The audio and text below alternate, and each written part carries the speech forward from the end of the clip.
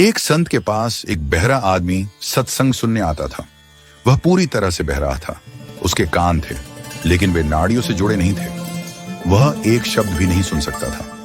एक दिन कुछ लोग संत से कहते हैं, बाबा जी, वह जो वृद्ध आदमी बैठते हैं, वे कथा सुनते सुनते हंसते हैं, लेकिन वह बहरे हैं।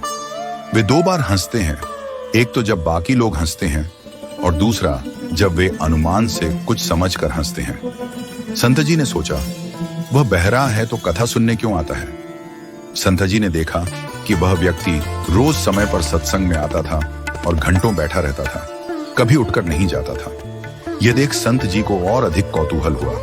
उन्होंने सोचा, अगर वह बहरा है तो कथा क्यों सुनता है? यदि वह कथा नहीं सुन सकता तो उसे रस नहीं आएगा और फिर वह यहाँ क्यों बैठेगा? संत जी ने उस वृद्ध को बुलाया और उसके कान के पास ऊंची आवाज में पूछा, क्या तुम्हें मेरी आवाज सुनाई देती है? वृद्ध ने कहा, क्या बोले महाराज? संत जी ने फिर से आवाज और ऊंची कर पूछा, जो मैं कह रहा हूं क्या वह सुनाई पड़ता है? वृद्ध ने वही उत्तर दिया, क्या बोले महाराज?